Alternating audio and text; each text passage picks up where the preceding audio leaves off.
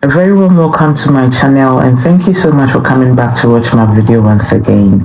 As we continue with our Ghana month recipes, I'm here today to share with you another popular street snack called Atadwe Milk, also known as Tigernuts pudding. It's super easy to make, and trust me, it's very addictive as well. So if you love Ghanaian street snacks, don't forget to like this video and then subscribe for more delicious recipe. Now let's dive right in. Thank you.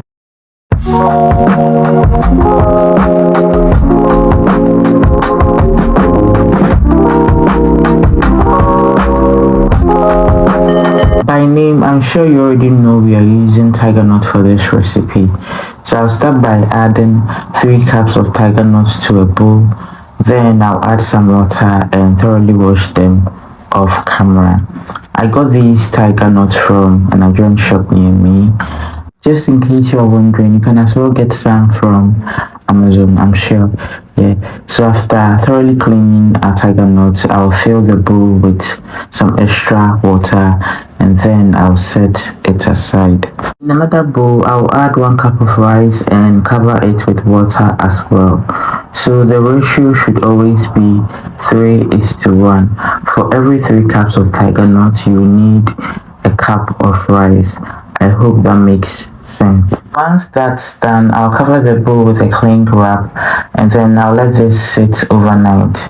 This helps soften both the rice and the Tigernuts, making them very easy or making them easier to blend.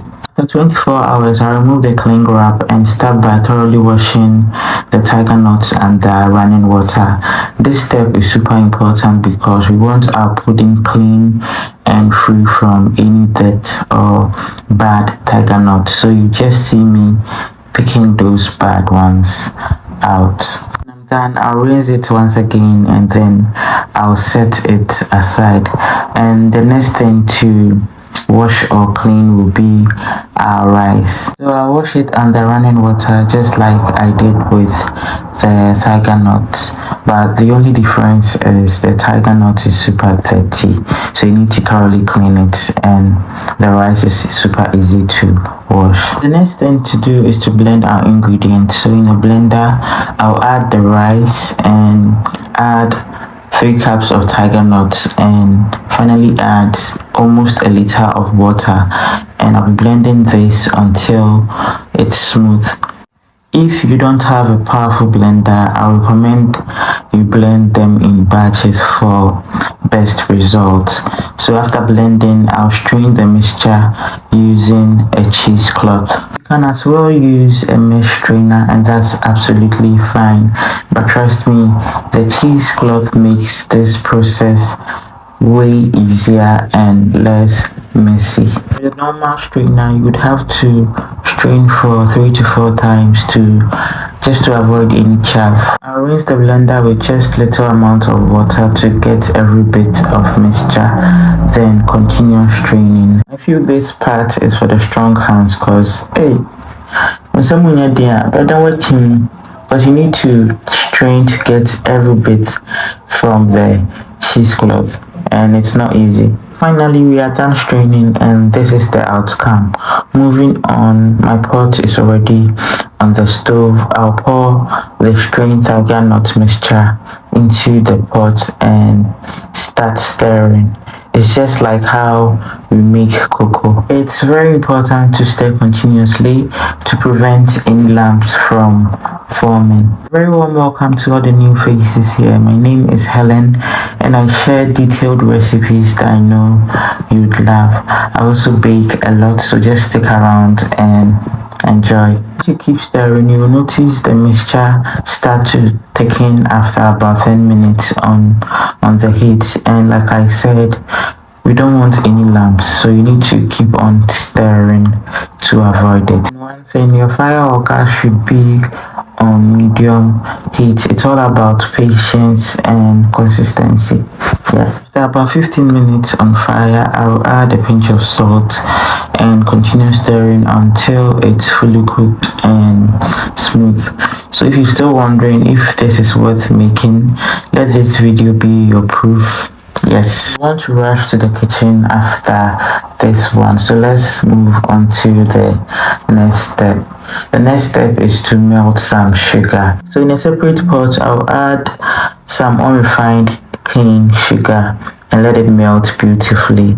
As much as we are making this to enjoy, we are also aiming for something healthy, and I showed you the melting process in my previous video. We are now at the hard boil stage, so just relax and let the sugar melt on low heat. Be patient because you don't want to burn the sugar or your pudding will end up tasting sour, and we don't want that. So once the sugar melts beautifully, I'll quickly add it to the pudding and be sure to stir as you pour. This helps avoid lumps, and you need to keep stirring until everything combines smoothly, just as I'm doing in the video here. So in short, it's the melted sugar that gives that Atadwe milk its brown color that you are seeing.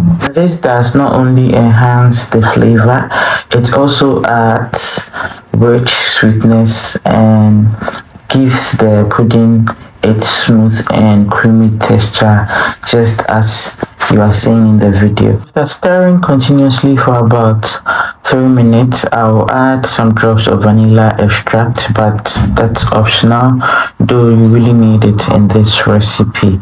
I'll stir for a minute or two, and just like that, we are done. To serve, pour your milk into a bowl or a cup, add as much as you like, then followed by your pudding. So growing up, this was how they used to serve it. That's when you buy, but you can do it the other way around. You add your pudding and then you add your milk, and that's also fine. You can enjoy this either hot or cold, though I love mine cold. Yeah, so just how you want it, and that's it.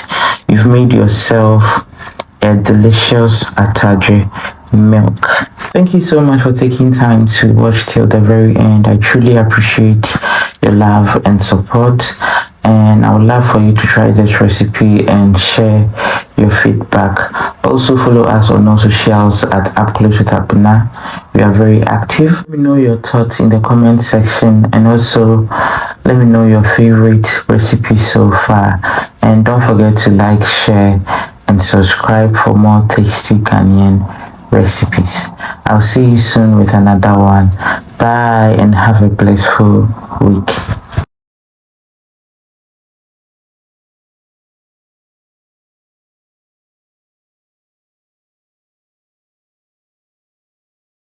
Don't forget to like and subscribe.